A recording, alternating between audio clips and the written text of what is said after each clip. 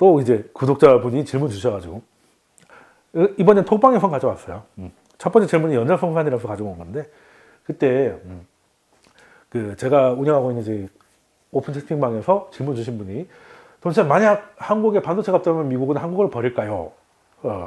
어떻게 보면 이제 뭐 쉬운 질문일 수도 있는데, 어떻게 보면 이제 굉장히 그 거룩한 답변을 할 수밖에 없는 그런 질문이어서, 그때도 톡방에서 좀 이렇게 답변을 드리긴 했는데, 이거에 대해서 조금 더 설명을 드리겠다. 제가 첫 번째 설명하면 연준도 결국 국가기관이고 미국의 대안보 전략이 가야 되는 길에서 협조를 해야 되는 국가기관이다. 그런 경험이 있었고, 올해는 22년은 경제보다는 이제 거기에 더 안보 논리에 더 충실했던 게 연준이었던 것 같고, 그리고 파월 의장의 특성상 더욱 협조적이었던 것 같다라는 거 제가 설명드렸는데, 일단 미국이 그 안보 전략을 수정하거나 뭐 한다는 거는 글로벌 질서를 바꿔왔습니다. 지금까지 사실 이제 패권 국가가 뭡니까? 패권 국가. 강한 나라도 있고 뭐 약한 나라도 있지만, 이게 패권국이라고 하면 국경 밖에서도 그 나라의 힘이 영향을 미치는 걸 패권국이라고 하죠. 그러니까 우리는 한국에 살지만 미국에 대한 이야기를 지금도 하고 있잖아요. 연준 이야기를 많이 하잖아요. 그게 패권 국가라는 거예요. 여기는 미국 땅이 아닌데 남의 나라 얘기를 열심히 하는 거예요. 정작 미국을 하면 뭐 국내 이야기지만, 그게 그 나라의 영향력이 그 나라의 국경 밖에 있을 때를, 그게 군사적이 됐든 경제적이 됐든 그걸 패권 국가라고 하죠. 그 점에 가봤을 때 미국이 중국보다는 훨씬 패권 국가다라고 보면 될 것 같습니다.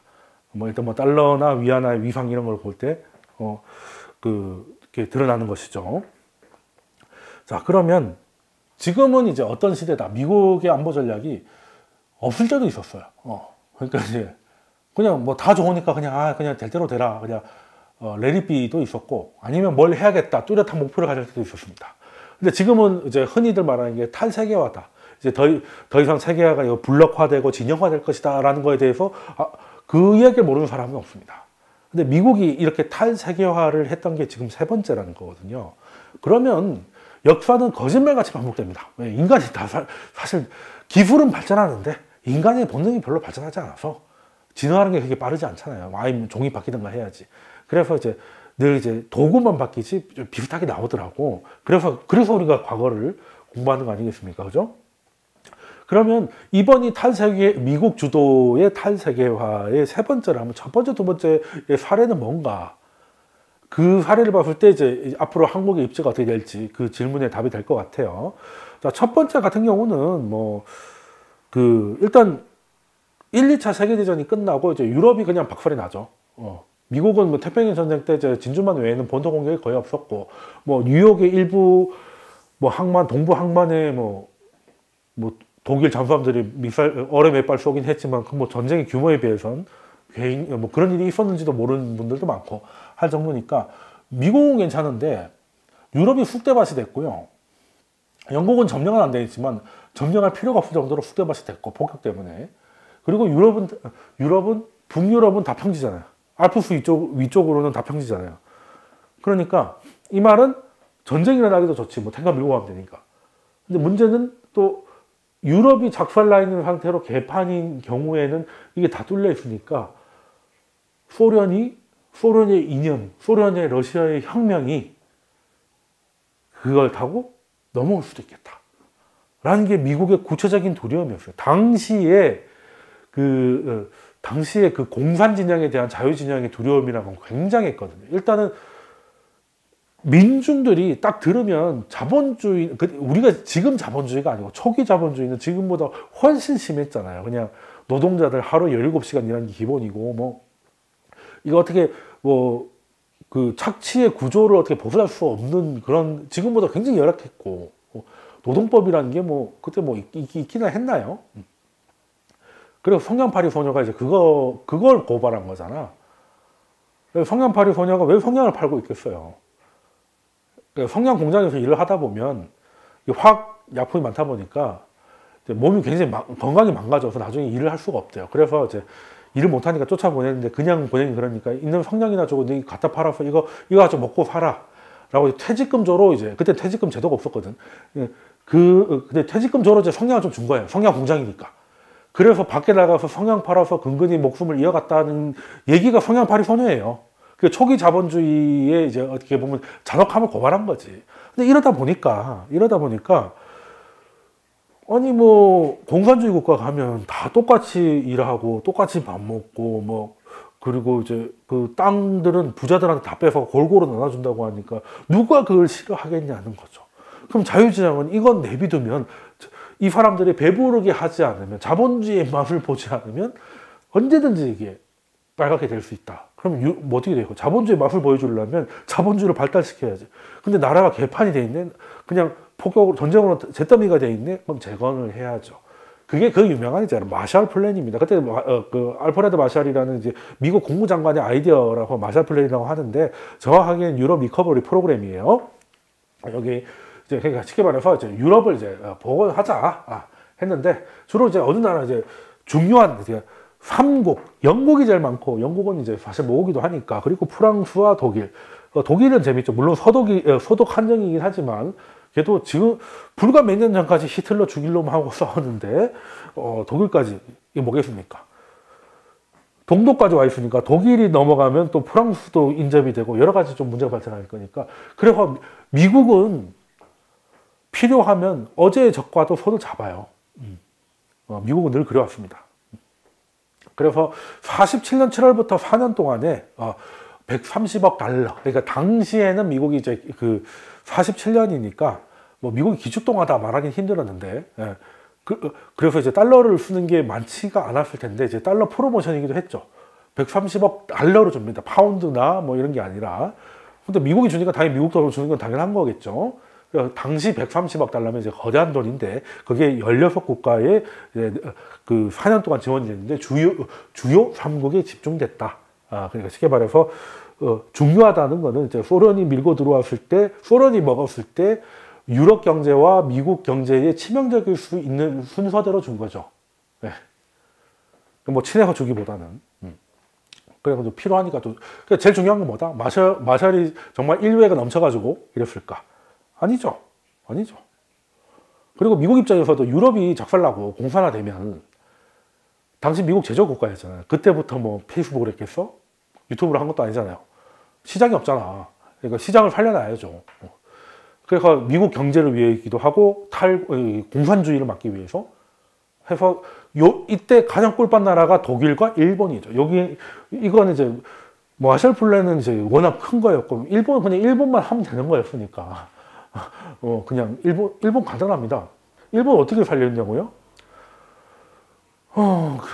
일본이 전범기업이 많잖아요. 미쯔비시나 뭐 대표적으로 니콘도 그렇고 따지고 보면 전범기업 아닌 데가 없는데 거기 채권들이 다 쓰레기잖아요. 뭐 나라가 개판됐으니까 그거 액면가로 다 보상해 줍니다. 쉽게 말해서 뭐 회사채가 이제 휴지 조각이 될 건데 그걸 액면가로 다 보장을 해주니까 그 회사들이 갑자기 막 이제 자금 조달이 가능해지고 1달러에 333엔이라고 평가 절하를 고정을 시켜놔요. 그러니까 수출 경쟁률이 끝내주는 것이죠.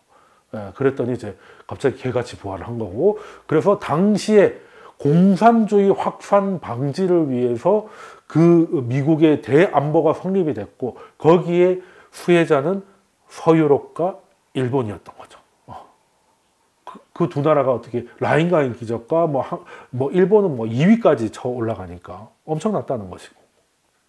그래서 미국은 자신의 시장과 그리고 이제는 소비 시장으로 바뀌었으니까 자신의 시장에 뭔가를 공급할 국가와 그리고 원자재 뭐 이런 것들이 필요하다고 생각이 되면 주요 견제 국가가 있을 때 그 견제 국가를 견제하는 데 도움이 된다.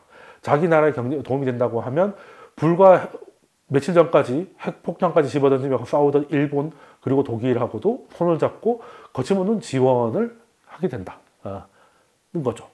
그래서 일본이 사실은 우리 입장에서는 찢어 죽이고 싶은 전범들이 이제 평생 이제 여생을 잘 즐긴 것도 미국이 뭐 때릴 생각이 없으니까 그래서 우리나라는 또 그때부터 이제 빨갱이들이 많아지는 것도 이 반일 감정도 좀 그런 영향이 있었죠.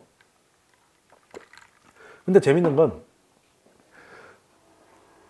적하고 손을 잡는 것인데, 그리고 적 중에서도 메이저 적이 있고 마이너 적이 있다. 그래서 메이저를 막기 위해서는 마이너하고 손 잡는데도 거리낌이 없다. 그게 당시 이제 미국의 가장 큰 적은 소련이죠. 근데 소련은 공산주의 진영이고, 공산주의에서 이제 종주국인데, 머릿수로 치면 중국이 제일 컸죠. 근데 아시다시피 모스크바하고 베이징은 별로 사이가 안 좋았습니다. 중국은 공산주의를 하지만 공산주의 같은 중화사상이거든요. 그러니까 모스크바 입장에서는 쟤네들이 이단 말도 안 되는 거예요. 그래서 이제 같은 빨갱이지만 사이가 별로 안 좋았습니다. 근데 사이가 본격적으로 안 좋아지기 시작한 게 69년에 그때 이제 우리가 이제 흔히 말하는 만주벌판에서 국경 분쟁이 일어납니다. 근데 지금 우리 독도는 우리 땅 이 정도가 아니라 이 정도가 아니라 일단 독도는 섬이잖아요. 뭐 이게 그러니까 제가 볼 때는 이거 몇 프로 샜 얘기인데, 독도 갖고 싸우는 것도 한국 그 민족주의자고 일본 인민족주의자가 짬짬이 한 것 같아. 사실 아예 이렇게 붙어 있으면 다이다이 까자가 될 수 있는데, 독도는 이거 참 돌섬이고 이걸 침공할 수도 없고 뭐 어쩌고 계속 싸울 수 있잖아요. 그러니까 이슈 파이팅을 하는 것 같아. 그죠? 근데 그때는 파이팅 정도가 아니고 진짜 파이팅이었다니까. 여기 이제 북한이고, 여기 이제 소련 하면 뭡니까? 겨울에 얼지 않는 부동항. 그래서 그걸 얻기 위해서 마지막에 일본 항복 일주일 전에 일본한테 선전포고하고 막 만주벌판을 막 뚫고 내려오는 과정도 있었는데, 근데 이제 일본이 그걸 보고 화들짝 놀라서 핵폭탄보다 소련군한테 놀란 거거든요. 그래서 이제 항복을 합니다. 그러니까 소련 입장에서 너무 빨리 항복을 하니까 이거 일주일 한 거 지분치고는 생각처럼 못 얻은 거예요. 쉽게 말해서 그때 밀고 내려갔으니까 요거 우리 땅인데 무슨 소리야, 이거 만주야 뭐 이래가지고 이제 중국하고 소련이 분쟁을 하는데, 그때 여기 빨간 지역에 소련군만 5개 사단 약 최대 100만 명까지 모여요. 그러니까 중국이 이거는 진짜 이제 전면전이, 그것도 이제 같은 진영끼리. 미국이 이걸 안 거죠. 눈치를 깝니다. 이게 지도가 복잡해서 가져왔는데, 요 지역이에요, 요 지역. 지금 이제 여기 러시아고 요 상황인데, 그러니까 지금 중국이 주장하는 거, 러시아 주장하는 거, 여기서 이제 치고받고 막 이렇게 됐는데, 문제는 중국 입장에서도 그러니까 이거 지금 러시아가 사실 그때만 해도 그때 소련이죠. 소련의 힘이란 건 당시 엄청났고, 미국하고 이제 양대 열강이고, 그때 중국은 이제 뭐 아직 무한해명도 하기 전에 아주 개판 5분 전 아니겠습니까? 그러면 이거 어떻게 해야 되지? 그러니까 중국 입장에서는 이제 피곤해진 거죠.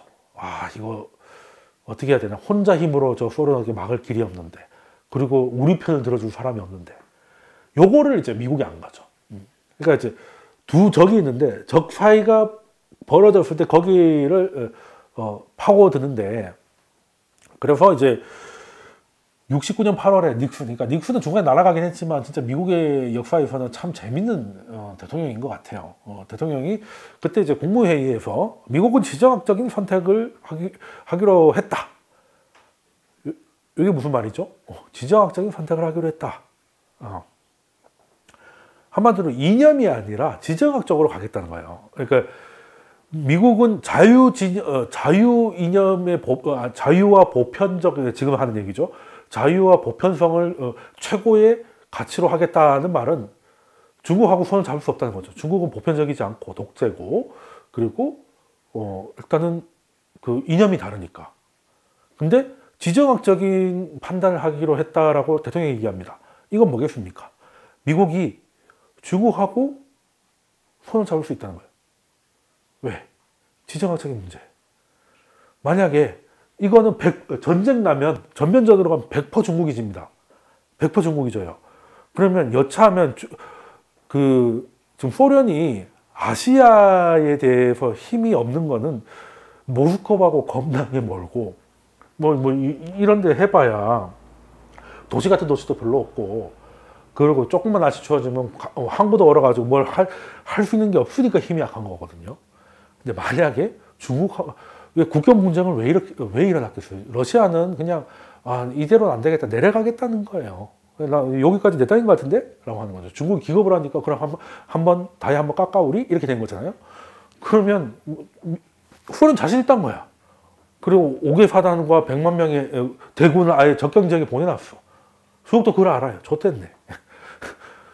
그래서 중국이 소련한테 넘어가면 소련은 다 가지는 거죠. 중국은 뭐 동남아까지 내려가잖아. 아니 뭐 다 먹지 않아도 상당 부분만 하다못해 뭐 요렇게 지금 소위 말하는 지금 여기 동북 삼성, 근데 중국의 지도 보면 동북 삼성 빼고는 평지가 별로 없어요. 다 해안가밖에 없어요. 왜 동북 삼성에서 고구려하고 미친 듯이 싸우니어도 쓸만한 땅이 거기밖에 없어서기 때문이거든요. 이거 다 날아가면 소련은 근데 진짜 짱 먹는 거예요. 그 진짜 만주벌판이 빨갱이 손에 넘어가면 미국은 아시아에서 답이 없는 겁니다. 일본은 뭐 그냥 제발 바다만 넘어오지 말아주세요가 되고, 뭐 한국도 이제 뭐 말 그대로 좆된 거죠. 이제 북한이 이제 무서울 게 없는 거지. 다시 한번 전쟁 개전 선언을 하는 거지. 그러니 미국 입장에서는 중국이 예뻐서가 아니라 중국이 갖고 있는 땅이 소련에 넘어가면 우리가 좆되니까, 그리고 중국도 그걸 굉장히 두려워하고 있으니까 우리 같이 잘해봅시다. 그래서 그 유명한 사진, 저우언라이하고 헨리 키신저가 만나가지고 젓가락질을 가르쳐주고 있죠. 그러면서 이제 결국에는 72년에 수교까지 갑니다. 수교까지 되고 이제 닉슨 대통령이 72년 2월에 베이징을 방문합니다. 놀라운 일이죠. 놀라운 일. 그러니까 미국은 굉장히 전략적인 국가라는 거예요. 굉장히 전략적인 국가. 그래서 제가 민족주의자를 싫어합니다. 민족주의에 빠지면 전략이 안 돼요. 그건 진영주의밖에 안 되니까. 아무튼 뭐 그러다 보니까, 그러고 나서 어떤 일이 벌어졌습니까? 그 이후로 쇠퇴하기 시작했고, 중국이 미국하고 수교하는 72년부터는 소련 입장에서 무슨 일이 벌어져요? 세계에서 가장 긴 국경이 어디입니까? 중국과 러시아 아닙니까? 시베리아 거기. 그러면 원래 중국하고 사이는 안 좋았다 치더라도 적어도 거기는 우리가 쳐들어가면 쳐들어갔지 얘네들이 넘어올 가능성이 없기 때문에 군대를 다 이제 유럽 쪽으로, 모스크바 동쪽으로, 서쪽이구나. 모스크바 서쪽으로 보내가지고 어떻게든 서부 유럽으로 갈 수 있는 그런 거였는데, 중국이 미국하고 수교를 해버리니까 등이 다 트인 거죠. 뒤통수가 시원해진 겁니다. 그러면 여차하면 만약에 다시금 전쟁이 유럽에서 3차 대전이 일어나가지고 소련이 서부 쪽으로 진격을 할 때 뒤통수 어떡할 거냐는 거죠. 중국이 막말로 미국하고 짬짬이 해가지고 밀고 들어오면 어떡할 거야? 그럼 답 없죠. 답 없지. 왜? 러시아는 지금까지 어떻게 했어요? 계속 시베리아를 믿고 계속 도망 다니면 쫓아오도 되는 얼어 뒤진다는 걸 아니까. 근데 이제 그 땅을 잊어버리니까 피곤한 거죠. 그래서 그때부터 소련은 이제 지정학적으로도 가장 가장 높은 국경선을 지켜야 되는 부담이 생기고, 그러면서 미국이 강달러를 위해서 긴축과 재정 정책 부조합을 일으키면서까지 가면서 달러가 강해지니까 유가도 내려오고, 그러니까 이제 돈 나갈 일이 많고 돈 들어올 일이 줄어드니까 소련이 흔들리다가 결국에는 그 연방이 붕괴되는 것까지 갔잖아요. 거기서 가장 수혜 국가가 어디입니까? 중국이죠. 여기. 자, 중국이 얼마나 덕을 봤냐면 1980년에 이거 수교한 지 벌써 8년이 지났을 때 미국하고 전 세계 기준으로 미국과 중국이 어느 나라의 비중이 더 많은가 봤을 때 대부분 미국이죠. 심지어 러시아도 그렇습니다. 그랬는데 71년 수교하고 79년 개혁개방 시작하고 딱 개혁개방 시작할 때죠. 그러고 나서 정점은 2001년 WTO 가입하면서 주요국이 이렇게 바뀌어가는 거. 여기 보시면 이제 점점점 붉어지죠. 불거지고 90년, 91년, 92년 넘어가면서 이제 한국도 어느 순간 빨개집니다. 지금 2002년까지 넘어가다가 2003년부터 우리나라가 이제 날아갈 때부터 이제 다 이렇게 된 것이죠. 가장 수혜 국가가 아닙니까? 중국입니다. 그러면 이제 미국의 대전략은 뭡니까? 중국이 좋았던 거는 소련이 91년도에 붕괴되고 나서는 얼마 전까지 미국이 대전략이 없었어요. 미국이 대전략이 없어요. 왜? 견제할 소련이 망했잖아. 그죠? 그리고 공산주의는 이미 실패했다는 게. 그래서 우리나라 운동권들 중에서도 제정신인 사람도 91년도에 많이 전향했습니다. 원희룡도 그랬고, 하다못해 최문수도 그때 전향을 하죠. 뭐 별로 그렇게 스마트해 보이진 않는다 하더라도. 그죠? 왜? 우리가 원하는 세상을 실제 구현했던 소련이 붕괴됐다는 건 이제 이 이념이 실패했다는 걸 얘기해 주는 거니까. 그럼 미국 입장에서는 이제 더 이상 뭐 그렇게 뭐 걱정할 게 별로 없는 거예요. 그죠? 러시아는 소련하고 아예 체급이 다릅니다. 체급이 다르고요. 그리고 뭐 우크라이나를 비롯해가지고 러시아의 소련에서 중요한 곡창지대, 뭐 원유지대, 산업지대 이런 데가 상당 부분 날아가 버렸어요. 그러니까 이제 그 미국 입장에서는 그때부터는 이제 별다른 그러니까 그 승리의 도체, 자본주의의 황금기가 또 시작되는 겁니다. 이제 더 이상 안보 논리가 아니라 경제 논리로 넘어왔거든. 아니 뭐 이제 중국하고도 뭐 무역하는데 아무 문제가 없고 전 세계가 자유무역으로 가는데 안보 논리가 뭔 필요해요. 그냥 경제 논리가 최고지. 그래 워렌 버핏도 그 한창 젊을 때 제 나이 때 그런 그 미국의 자본주의 황금기를 90몇 년대를 보냈던 것도 정말 천운이죠. 예, 운이 중요하다라는 것이고, 그리고 아까 처음에 말씀드렸던 것처럼 연준이 통화 정책을 하는 것도 다른 경제 외적인 거 다 제끼고 그냥 미국 경기 보면서 넣었다 뺐다 하면서 그 진폭을 줄여주면서 마에스트로가 되니까 아주 좋은 시절이 열린 거죠. 그러니까 아니 이런 좋은 세상이 풍요의 90년대가 열렸는데 뭐하러 그렇게, 물론 그 사이에도 금리가 좀 인상되고 하면서 나름 뭐 그 이슈는 있었지만 뭐 그 정도는 뭐 지엽적인 것이고요. 미국 입장에서는 대형 리세션이 없었으니까 94년도 그냥 그럭저럭 잘 넘어갔고, 그죠? 예, 그렇게 돼서 그냥 그러고 나서 2001년 중국이 들어와가지고 이제는 뭐 9.11이 터져가지고 금리를 확 낮추고 돈을 풀어도 중국이 디플레이션을 전 세계 수출하면서 아니 원래대로는 물가가 많이 올라야 되는데 별로 안 오르네 하면서 좀 그냥 별 문제 없이 그래 뭐 금리 조금씩 올려도 그때 그랬습니다. 금리 인상 뭐 이거 해봐야 성장 이만큼 나오는데 올리라고 하세요. 가 된 거죠. 17번 올렸는데 눈도 깜짝 안 했잖아. 그러다가 이제 그 끝이 이제 서브프라임이라고 문제긴 했지만요. 그때는 공백기죠. 미국이 대전략이 없습니다. 공백기. 근데 그 공백을 중국이 계속 채우다가, 미국의 공백기의 정점은 오바마 정권 8년이었거든요. 그러니까 오바마는 늘 좋은 게 좋은 사람이었습니다. 그 사이에 중국과 러시아가 다시금 미국의 공백을 파고들었고요. 2008년 나토 안보회의에 초대받았던 푸틴이 나 너희들 미국이라는 나라 하나로 돌아가는 세상이 좋겠다라고 아예 선언을 했고, 그죠? 그 말은 뭐겠습니까? 반반 가겠다는 거죠. 우리는 미국 주도 질서에 더 이상 편입될 생각이 없다는 걸, 그러니까 사실 뭐 푸틴도 미리 얘기를 다 한 겁니다. 그것도 적진에 가가지고. 그래서 뭐 뭔 소리지 하고 넘어가긴 했지만, 그게 또 임상실험이 2018년 크림반도 뭐 이런, 그리고 조지아 전쟁 이런 걸 해보니까 미국이 정말 아무 생각이 없구나.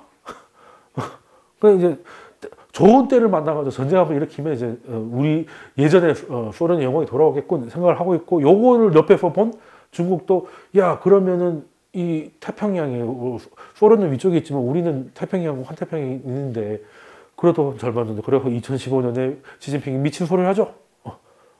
태평양에는 양대국이 있을 충분한 공간이 있다. 한마디로 뭐 어떻게 보면 그 진주만 공습을 말로 했다라고 보면 되죠.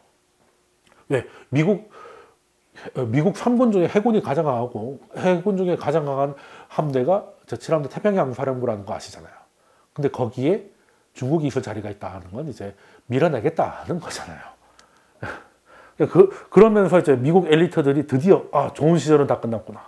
좋은 게 좋은 시절이 끝났고 중국이 중산층이 늘어나고 민주화의 뭐 요구가 늘어날 줄 알았더니 개뿔이 뭐 안면인식으로 더 감시를 하고 앉아 있고 소련은 이제 미쳐가지고 이제 막 하나둘씩 전쟁판을 키우고 있고 도저히 안 되겠구나 라고 해서 지금은 미국의 대전략이 다시 수립이 됐는데 그게 트럼프 시절 이전부터 되다가 트럼프 때는 이제 무역 분쟁이라는 좀 격떨어지는 방식으로 좀 하긴 했습니다만 어쨌든 이제는 미국의 대전략이 뭐 바이든 뭐 당선될 때만 해도 뭐 친중이라고 걱정 많았는데 요즘 바이든 보고 친중이라는 사람은 아무도 없죠. 미국이 이제 더 이상 친중이 없습니다.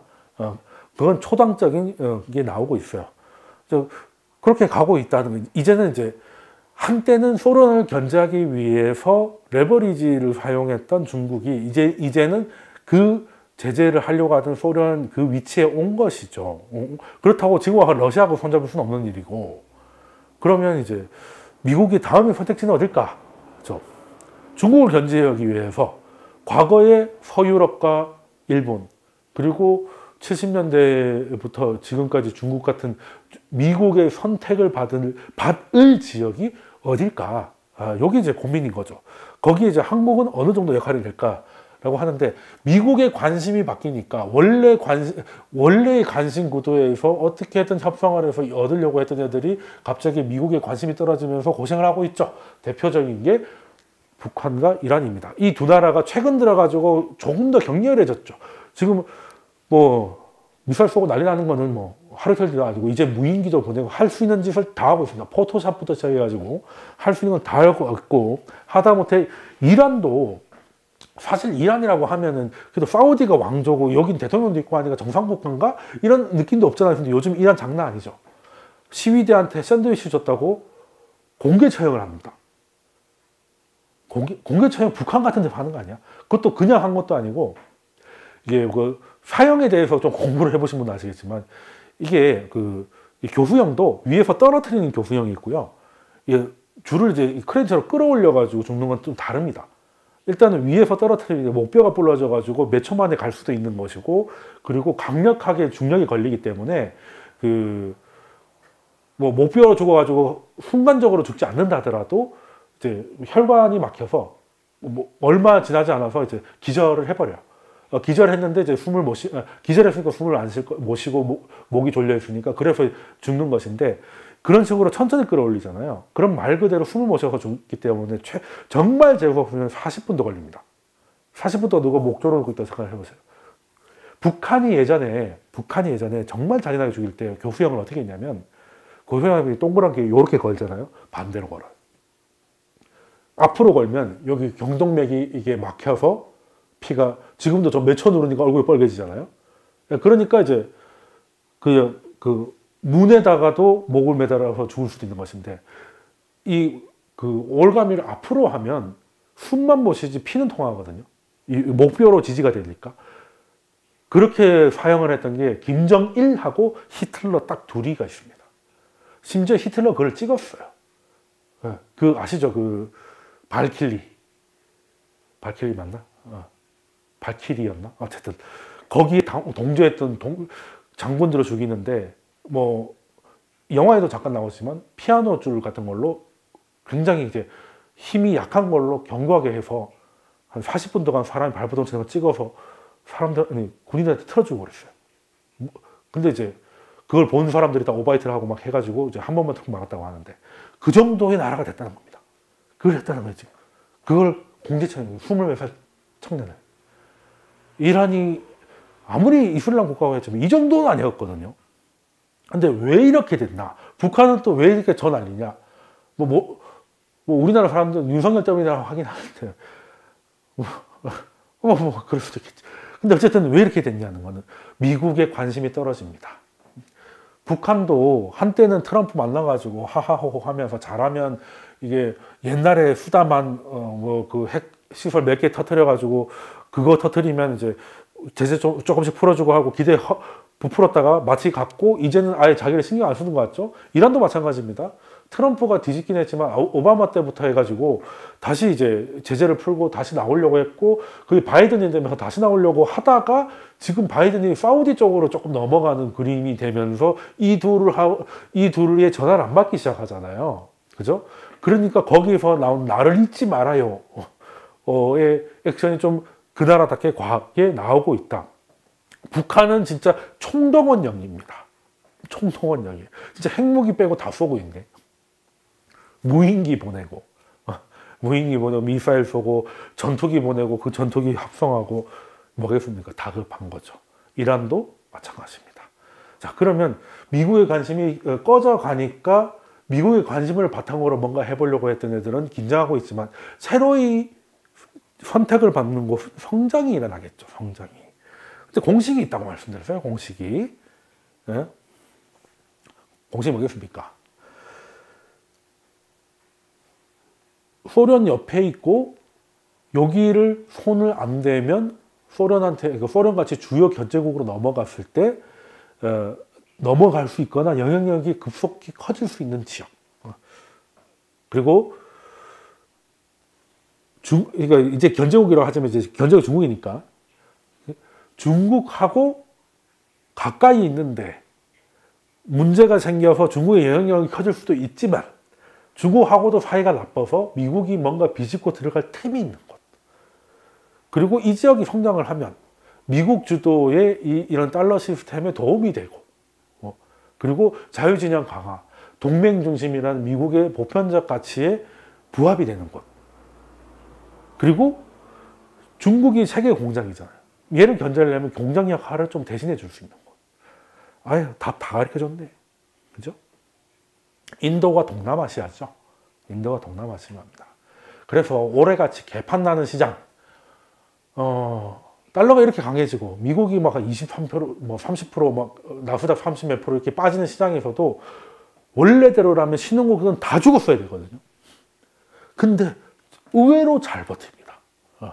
잘 버티는 지역에서 일단은 원자재가 많은 데는 버텼어요. 왜? 인플레 불황이다 보니까 그 인플레 진앙지인 그 원자재가 많은 데는 버티고 있고, 그 원자재도 나는데 미국의 필요성이 예전보다 높아진 데는 괜찮습니다. 대표적으로 지금 이 상황에서 달러가 이렇게 강해지고 미국 국채 금리가 이렇게 올라가면 오히려 역으로 신흥국 돈이 달러로 가야 될 것 같은데 그 달러가 들어간 동네가 있습니다. 그게 인도고 베트남이고 그런 것이죠.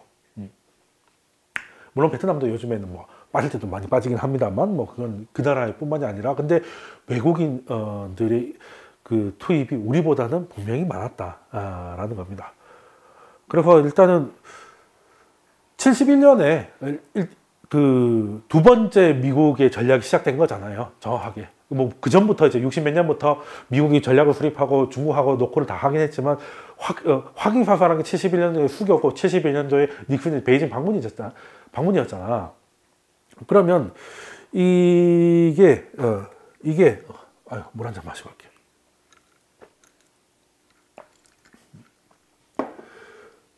이게 인도도 뭐 그런 계기가 있지 않을까? 그 중국도 이제 미국하고 뭔가 시작을 한다. 물론 본격적으로 나오는 거는 2001년 WTO 가입인데, 그걸 하기 위해서 미국과 수교를 하고 뭔가 또 중국이 스스로의 뭔가를 바꾸죠. 그게 개혁 개방이고. 그러니까 시간이 좀 많이 걸렸죠. 71년도에 미국하고 손잡고 79년에 개혁 개방을 하고, 그러고 한 10몇 년 있다가 WTO 가입하잖아. 요 프로세스대로 가는 거거든요. 그죠? 그러면 인도는 이런 게 있었나? 지구와 화학이 너무 오래 걸리는 거 아니야? 근데 인도는 91년에 중국의 71년하고 비슷한 게 있습니다. 근데 71년에 이코노믹 리폼 오브 91이라는 걸 하는데, 그게 뭐냐면은 뭐 좀 옛날 거라서 자료도 잘 없긴 한데요. 제일 중요한 게 뭐냐면, 일단 외국인들이 인도에 투자할 때 좀 규제를 많이 풉니다. 인도가 돈이 없잖아. 사람은 많고 막 이렇게 하는데 돈이 없으니까, 돈 없으면 어떻게 해야 돼? 왜 남의 돈으로 해야죠. 근데 남의 돈이 들어오려면 이것저것 이게 규제가 많으면 안 들어올 거 아니야. 그걸 좀 풉니다. 그래서 그때부터 뭐 폭발적으로 늘었다고 하긴 좀 그렇고, 그때부터 좀 늘기 시작했어요. 그전에는 아예 거의 없다가, 그러다가 또 그것보다 더 중요한 게 뭐냐면, 인도도 역사적인 그 아픔이 있잖아요. 인도도 이제 영국의 오랜 식민지였지 않습니까?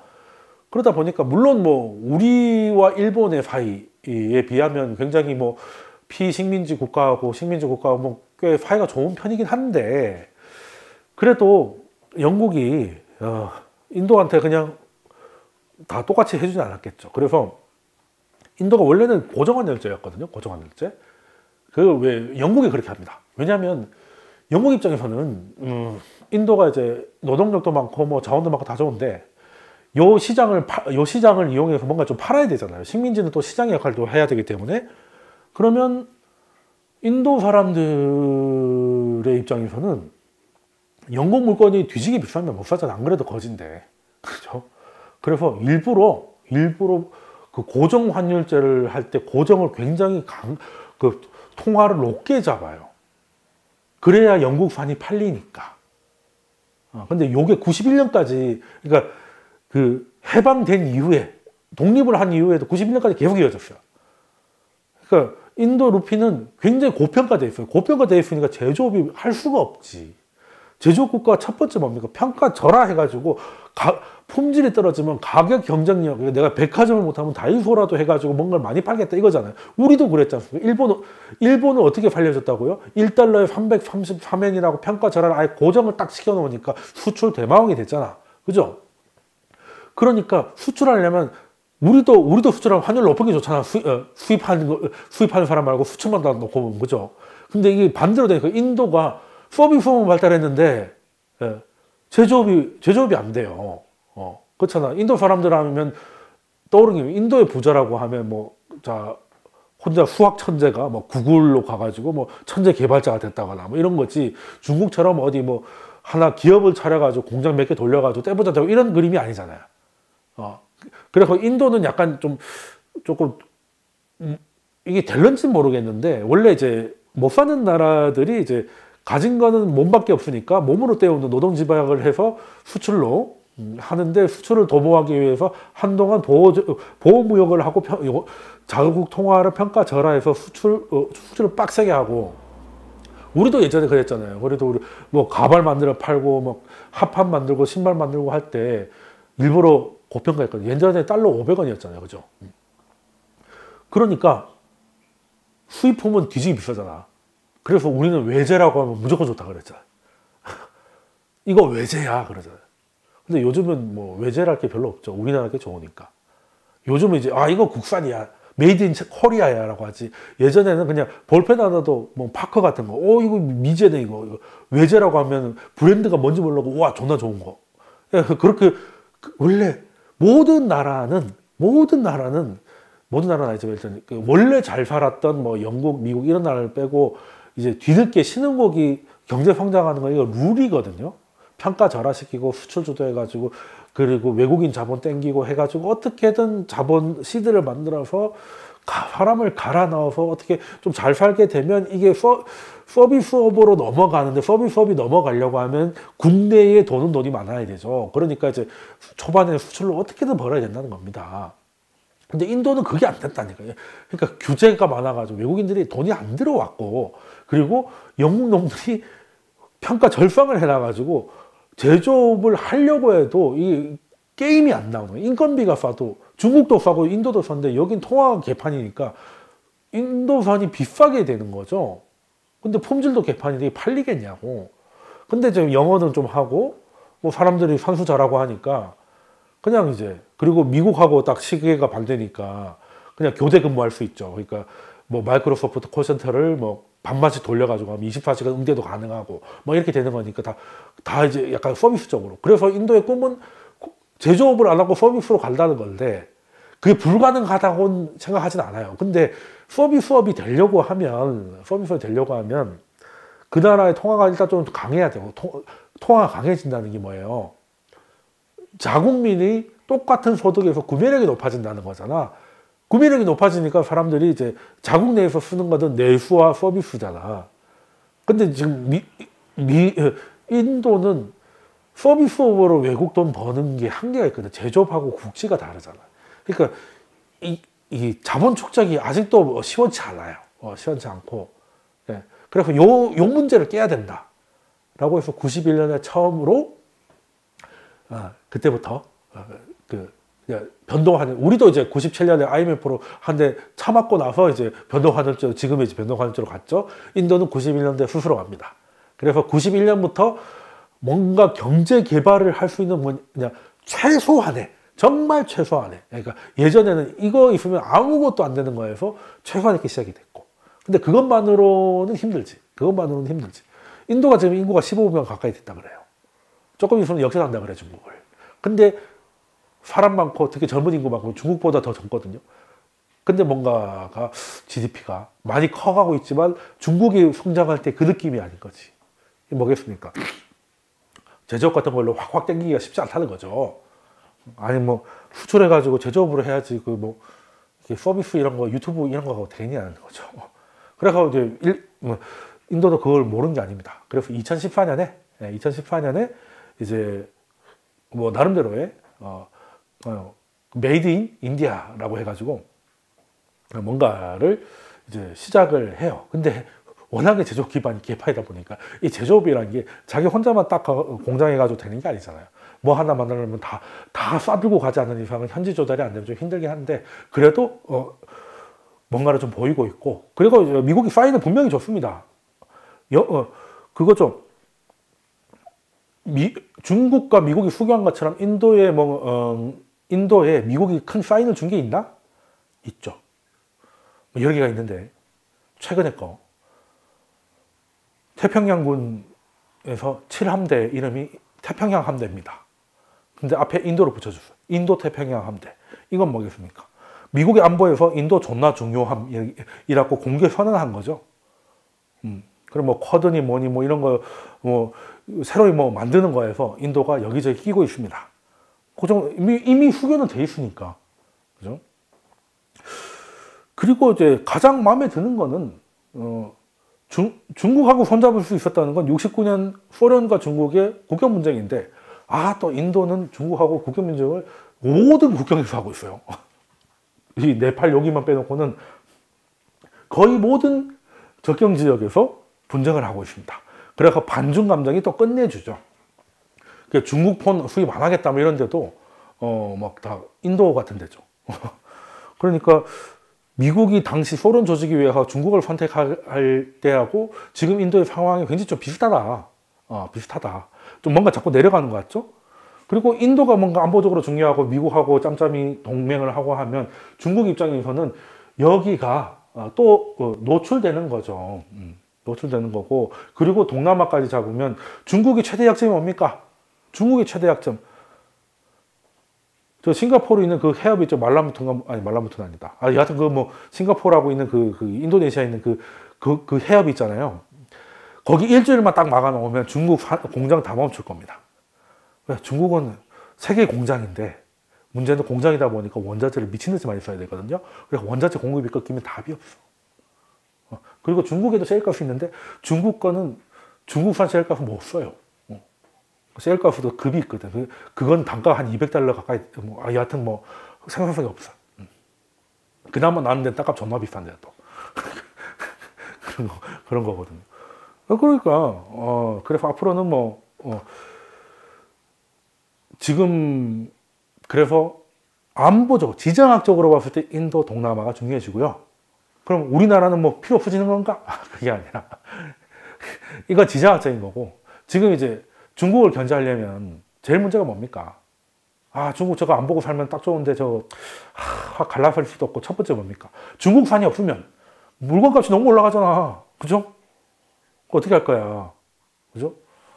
그리고 인도 뭐 솔직히 말해서 인도 유명한 얘기 있잖아요. 인도 주재원이 갔더니 막 건물들이 막 올라오고 있어. 와, 인도가 요즘 발전이 많이 됐군요. 뭐 고층 건물도 많이 짓고. 그래서 먼저 왔던 선배가 7년 전에 왔을 때도 그랬어. 그런 거죠. 뭔가 조금 느리긴 해요.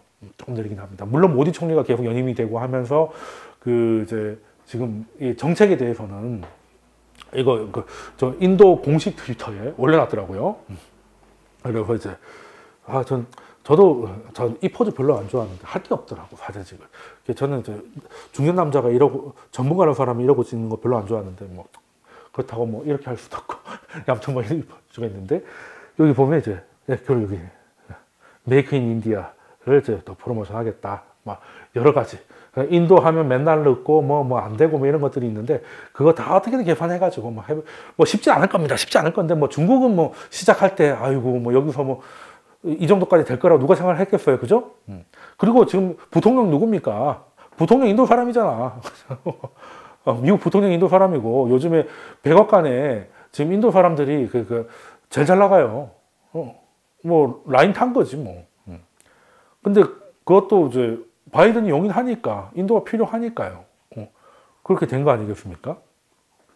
그래서 뭐 그렇다고 지금부터 인도 졸라게 사자 뭐 근데 뭐 저는 이제 인덱스 투자하는 거는 별로 추천드리지 않아요. 어쨌든 앞으로의 간택 가능성은 뭐 사실상 답은 나왔는데 인도와 동남아 그렇게 됐고 이제 한국 대만은 이제 요건 지정학적인 것이고 공급망 재편에서 중국을 대신할 수 있는 당장 대신할 수 있는 나라는 한국과 대만 정도 그리고 일본 정도가 있기 때문에 그리고 심지어 독일 같은 경우는 예전보다 더 힘들어질 거기 때문에 그 역할도 받아줄 게 일본하고 한국 정도이기 때문에 그거는 꼭 반도체가 아니라 하더라도 우리가 반도체를 한 게 아니라 미국 때문에 우리가 반도체를 한 거죠.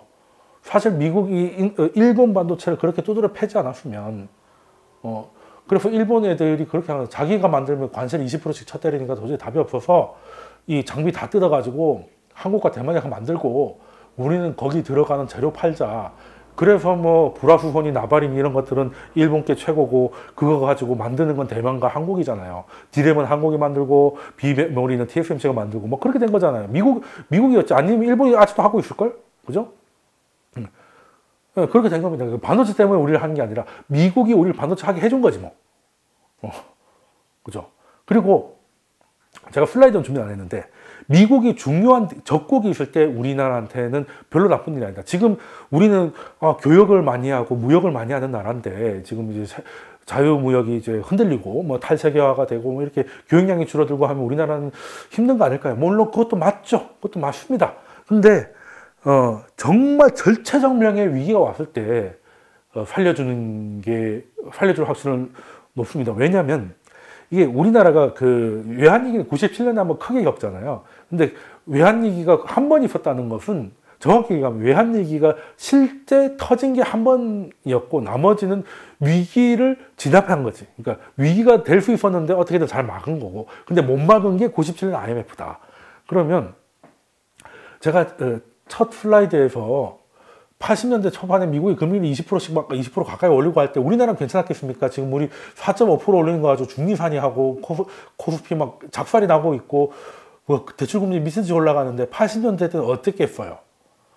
그때도 뭐 좋았겠습니까? 80년대 하면 뒤에 것만 생각하고 삼저 호황만 생각하잖아. 그 앞은 되게 힘들었어요. 그래서 그것 때문에 우리랑 경쟁 국가들이 다 뒤지거든요.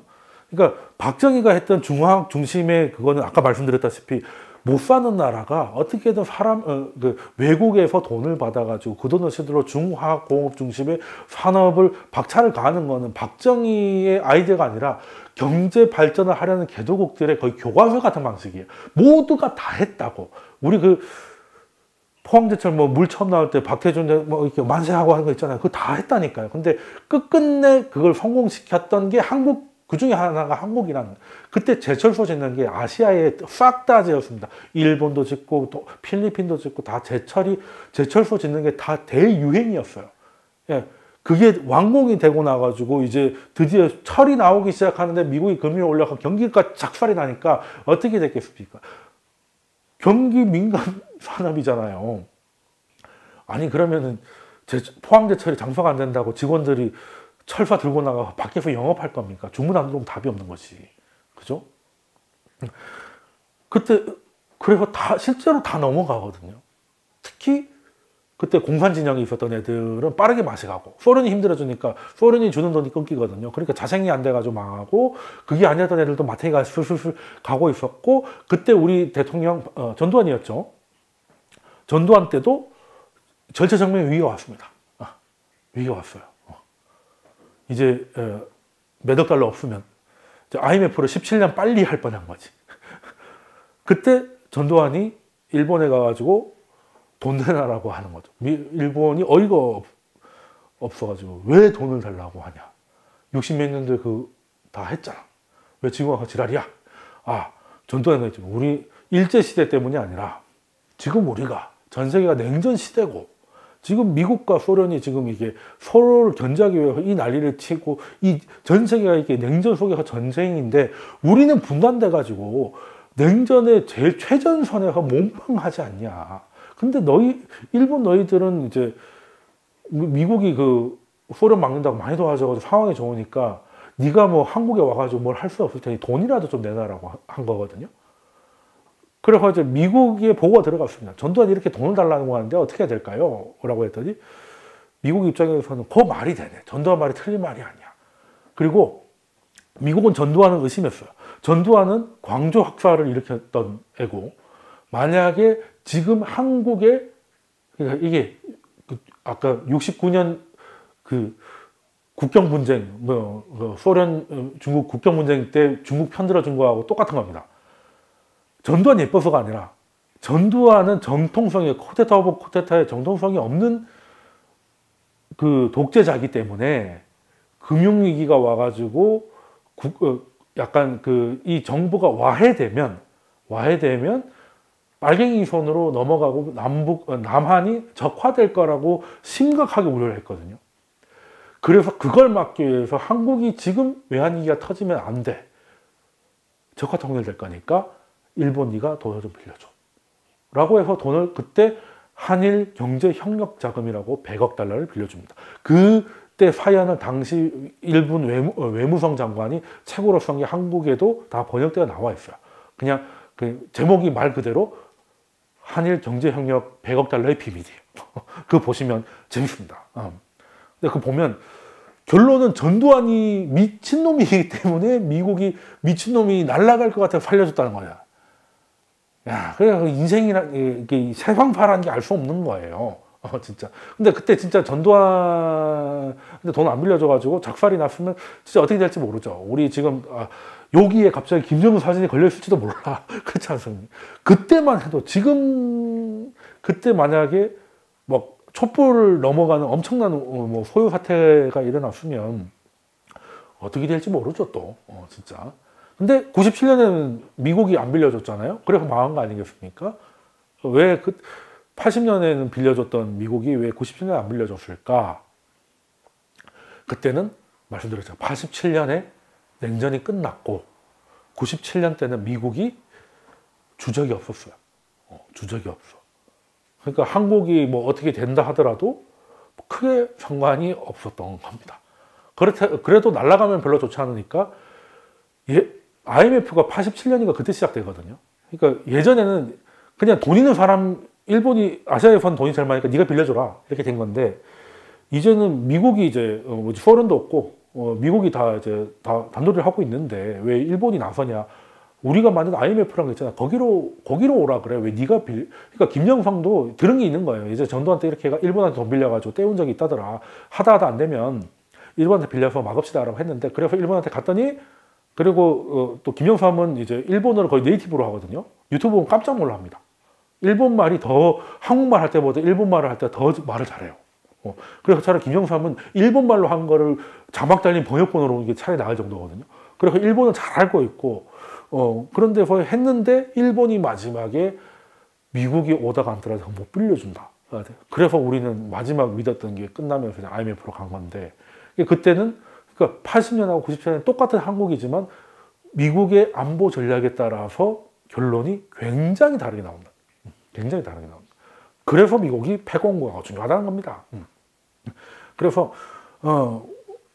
우리 현재는 역사적으로 봤을 때 미국이 적이 있을 때 우린 그렇게 나쁘지 않았던 것 같다. 위기는 제법 오지만 그 위기로 목숨이 위험한 일을까지는 안 가더라. 그래서 그걸 이겨내고 나면 그때 뭐 반도체라는 걸 얻었다고 하기 조금 표현이 좀 그렇지만 이제 어떻게 보면 반도체 산업을 키울 수 있는 기회를 잡기도 했고 그리고 또 적이 없을 때는 중국의 러시아를 또 우리 경제 성장에 이용하기도 했고 여러 가지로 뭐 그렇게 나쁘지 않았던 것 같습니다. 그래서 한국은 반도체 때문이 아니더라도 지금 공급망이나 그 중국 경제에 있어서 중요한 것이기 때문에 일본하고 한국은 달라요. 일본은 어찌됐든 섬이고요. 한국은 뭐 북한이라는 완충지대에 있긴 하지만 어쨌든 대륙과 붙어 있습니다. 그래서 필요성이 좀 차원이 다른데 문제는 미국은 한국을 늘 의심했다는 거죠. 왜 빨갱이가 너무 많다는 거죠. 뭐 바로 전 정권도 지소미아 탈퇴라든지 뭐 이런 것들을 미국이 강력한 반대 의사를 표명했음에도 불구하고 그냥 단순히 아무런 국익 없이 오로지 지지자들의 호응을 위해서 해버렸고 그 이후로 미국은 거의 2년 가까이 한국의 대사를 파견하지 않는 형태로 거기에 대한 불만을 표시했습니다. 한국 주한 대화가 없다는 거죠. 대사급 외교를 거부한다는 거죠. 그 정도로 미국이 대사를 안 보내는 거는 고종 때부터 뒤져봐도 그때가 유일합니다. 그게 미국이 얼마나 거기에 대해서 의심이 컸는지 딱 드러내는 거죠. 그래서 대행이 2명이었어요. 1명도 아니고 2명을. 대행 다음에는 인간적으로 대사를 보내야 되는데 대행이 끝내 또 다른 대행을 보냈죠. 그거는 미국에서 한국을 의심하고 또 일본은 한국 의심하는 걸 더 부추기고죠. 그래야 자기들이 할 일이 늘어나니까.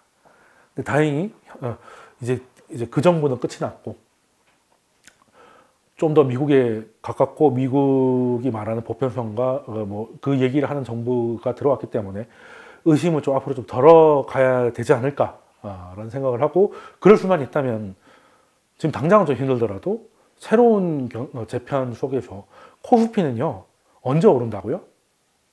달러가 약해지고 전 세계적으로 캐펙스 즉 설비 투자가 늘어날 때 오릅니다. 지금 중국에 다 몰려있고 중국과 연결되어 있는 공급망을 이원하겠다는 거잖아요. 그러면 공장 다시 새로 지어야 된다는 얘기예요.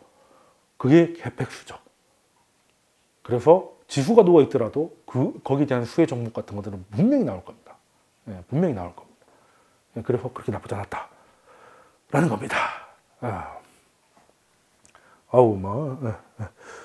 답을 말씀을 주셨구나. 말라카 해협. 네, 말라카 해협입니다. 꼭 강의할 때는 이게 기억이 안 나가지고. 아까 또 오늘은 또 질문에 대해서 답변을 하고 있는데 질문 2개 가지고 2시간 얘기했네요. 네.